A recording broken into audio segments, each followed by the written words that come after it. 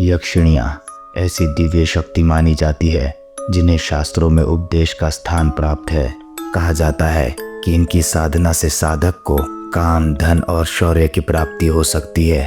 आपने यक्षिणियों से जुड़ी अनेक कथाएं अवश्य सुनी होंगी और ये भी जानते होंगे कि इनकी साधना कितनी कठिन होती है। कहा जाता है कि जो साधक एक बार किसी यक्षिणी को सिद्ध कर लेता है उसके जीवन में संसार के सभी सुख आ जाते हैं। लेकिन क्या आपने कभी ये सुना है कि कोई यक्षिणी स्वयं किसी सामान्य मनुष्य पर मोहित हो जाए? ऐसा होना लगभग असंभव माना जाता है, क्योंकि यक्षिणियाँ अत्यंत सुंदर होती है और बहुत कम लोगों से प्रसन्न होती है। लेकिन आज की ये भयानक कहानी सुनने के बाद आपको ये विश्वास अवश्य हो जाएगा कि कभी कभी यक्षिणियाँ भी किसी साधारण मनुष्य के जीवन में प्रवेश कर उसके भाग्य की दिशा बदल सकती है। आज की कहानी है कामेश्वरी यक्षिणी की। कहा जाता है कि जो साधक कामेश्वरी को सिद्ध कर लेता है वो अपार धन और असीम काम सुख का स्वामी बन जाता है। ब्रह्मांड में अनेक प्रकार की यक्षिणियाँ निवास करती है जिनके अलग अलग कार्य और मंत्र होते हैं। इन्हीं में से एक यक्षिणी है कामेश्वरी, जिसका कार्य साधक की प्रत्येक इच्छा को पूर्ण करना होता है। लेकिन क्या आपने कभी ये सोचा है कि साधक की इच्छा पूर्ण करने के बदले में यक्षिणी स्वयं क्या चाहती है? आज की ये कहानी आपको इसी प्रश्न का उत्तर देगी। तो आइए आरंभ करते हैं आज की ये डरावनी कहानी। तुम इतने कमज़ोर कैसे हो गए हो? देवेंद्र की प्रेमिका रोहिणी ने चिंतित स्वर में पूछा। तुम्हारी तबीयत तो ठीक है ना? देवेंद्र ने बनावटी मुस्कान के साथ उत्तर दिया। मुझे क्या होगा, मैं बिल्कुल ठीक हूँ। लेकिन तुम यहाँ क्या कर रही हो? मैंने तुम्हें मना किया था ना कि घर मत आना। रोहिणी की आंखों में नमी आ गई। तुम मुझसे दूर क्यों भाग रहे हो देवेंद्र? तुम मुझसे प्यार करते थे ना? देवेंद्र ने गहरी सांस ली और कहा, अब तुम्हें मुझे भूल जाना चाहिए। मुखिया जी कभी हमारी शादी के लिए नहीं मानेंगे। ये सुनते ही रोहिणी को क्रोध आ गया। ये बात तुम्हें मुझसे प्यार करने से पहले सोचनी चाहिए थी। साफ साफ कह दो कि अब इतना पैसा आने के बाद मैं तुम्हें पसंद नहीं हूँ। लेकिन याद रखना, शादी तुम्हें मुझसे ही करनी होगी। ये कहकर रोहिणी वहाँ से चली गई। देवेंद्र ने कांपते हाथों से दरवाज़ा बंद कर लिया। रोहिणी गांव के मुखिया की बेटी थी और देवेंद्र की प्रेमिका भी। वो अक्सर रात के समय उससे मिलने आया करती थी। जैसे ही देवेंद्र ने दरवाज़ा बंद किया, अचानक उसे पीछे से एक अजीब सी गुर्राने की आवाज़ सुनाई दी। कोई वहाँ खड़ा था। देवेंद्र जानता था कि वो कौन है। वो धीरे धीरे मुड़ा और डरते हुए बोला, गुस्सा मत करो, मैंने वही किया है जो तुमने कहा था। मैंने उससे कह दिया कि मैं उससे शादी नहीं करूँगा। उसके सामने एक स्त्री खड़ी थी जिसने पारदर्शी वस्त्र धारण कर रखे थे। उसका सौंदर्य असामान्य था, किंतु देवेंद्र की आंखों में आकर्षण नहीं, केवल भय था। उस स्त्री ने कठोर स्वर में कहा, अब मेरे साथ चलो, तुम्हें मुझे संतुष्ट करना है। देवेंद्र कांप उठा। कामेश्वरी रुको, मैं बहुत कमज़ोर हो गया हूँ, मुझसे सहा नहीं जाएगा, मुझे माफ़ कर दो। कामेश्वरी का क्रोध भड़क उठा। तू जानता है अगर तूने मेरी बात नहीं मानी तो मैं तेरे परिवार के साथ क्या कर सकती हूँ? तेरी बहन के साथ जो हुआ वही तेरे माँ बाप के साथ भी कर सकती हूँ। देवेंद्र का चेहरा सफ़ेद पड़ गया। नहीं, ऐसा मत करना, मैं तुम्हारी हर बात मानूंगा, बस उन्हें कुछ मत करना। कामेश्वरी ने अपने वस्त्र उतार दिए। देवेंद्र विवश होकर बिस्तर पर लेट गया। वो उसके ऊपर आ बैठी और पूरी रात उसे भोंकती रही। देवेंद्र की स्थिति अत्यंत दयनीय हो चुकी थी, मानो उसके प्राण निकल रहे हो। लेकिन कामेश्वरी को कोई दया नहीं थी। सुबह होते ही कामेश्वरी वहां से गायब थी और देवेंद्र उसी अवस्था में पड़ा था। उसकी आंखों के सामने वो दिन घूमने लगा जब उसने पहली बार कामेश्वरी की साधना के बारे में सुना था। सुबह की हल्की रोशनी जब खिड़की से भीतर आई तब देवेंद्र की आंखें खुली। उसका शरीर थकान से बोझिल था, मानो किसी ने उसकी सारी शक्ति निचोड़ ली हो। बिस्तर के पास बिखरे आभूषण और वस्त्र इसी बात की गवाही दे रहे थे कि रात कोई साधारण नहीं थी। वो उठकर बैठ गया, माथे पर हाथ रखकर गहरी सांस लेने लगा।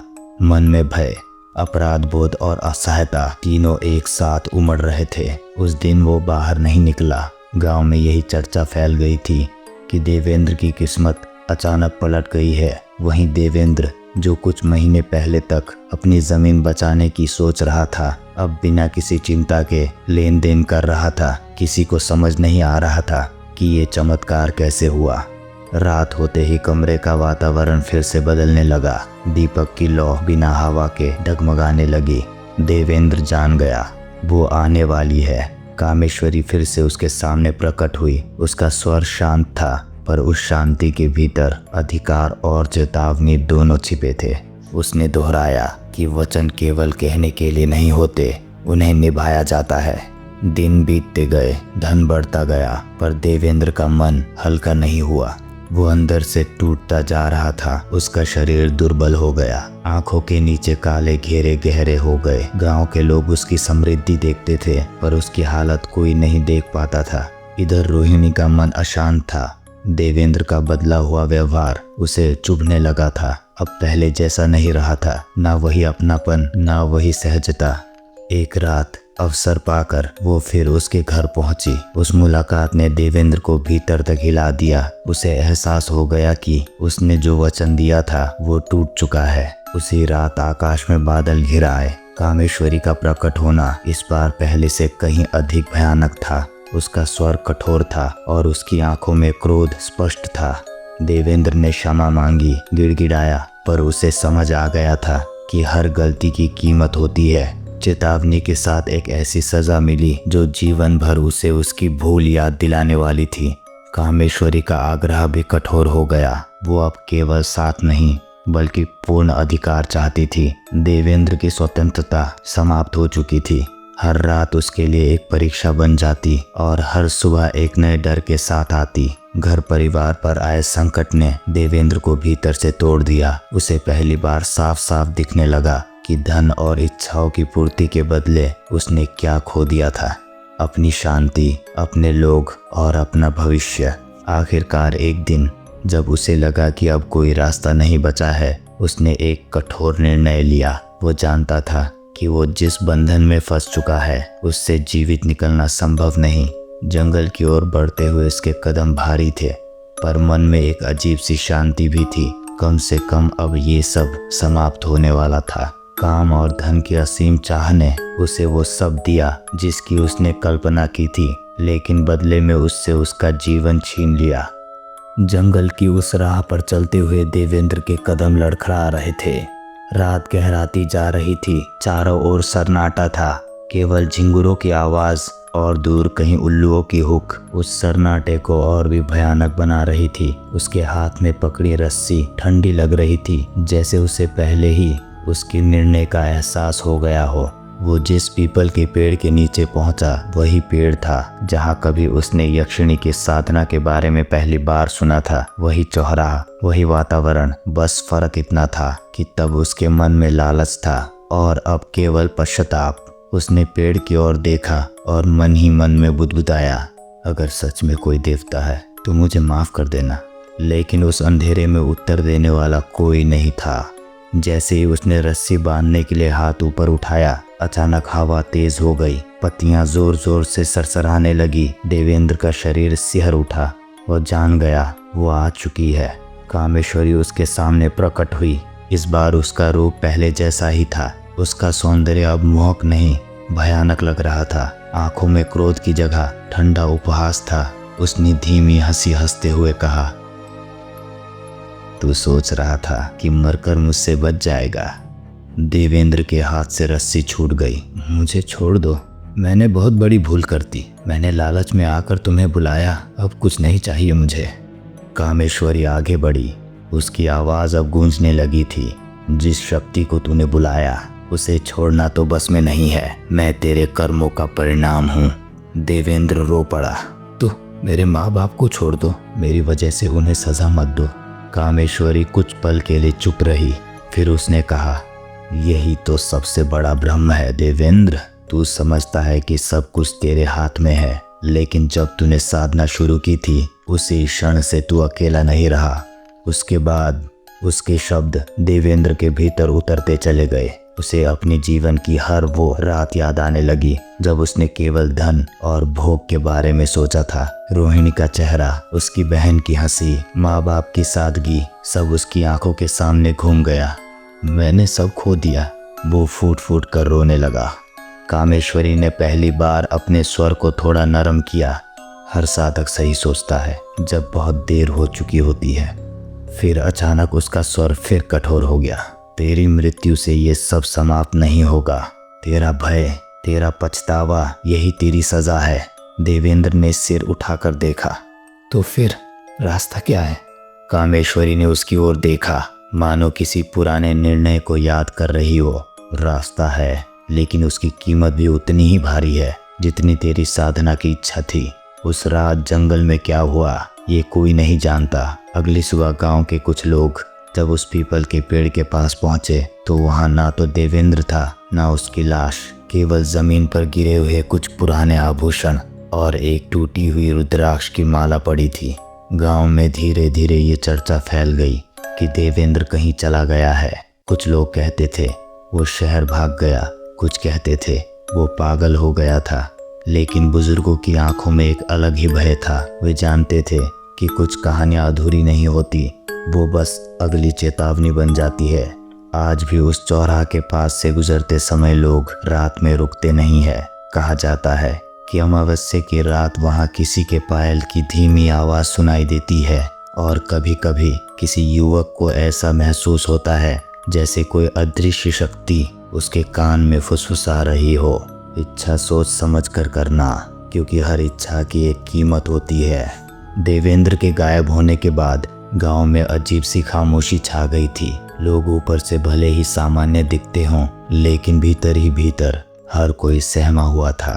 कोई खुलकर कुछ नहीं बोलता था, पर सब जानते थे कि देवेंद्र यूं ही नहीं गायब हुआ। पीपल के पेड़ के पास बना हुआ चबूतरा अब सुनसान रहने लगा था। जहां पहले शाम ढलते ही लोग बैठकर बातें किया करते थे, अब वहां कोई रुकने की हिम्मत नहीं करता। बच्चों को सख्त हिदायत थी कि सूर्यास्त के बाद उस चौराहे की ओर जाना मना है। गांव के बुजुर्ग कहते थे जिस शक्ति से देवेंद्र ने सौदा किया था वो अभी गई नहीं है। देवेंद्र के जाने के बाद रोहिणी पूरी तरह बदल चुकी थी। वो पहले जैसी चंचल और आत्मविश्वासी नहीं रही। उसकी आंखों में हर समय डर तैरता रहता। रात को वो अक्सर चीखते हुए उठ बैठती। उसे सपने में देवेंद्र दिखाई देता, कमजोर, पीला और खाली आंखों के साथ। कभी वो उससे कहता, मैंने बचने की कोशिश की थी रोहिणी, लेकिन अब बहुत देर हो चुकी है।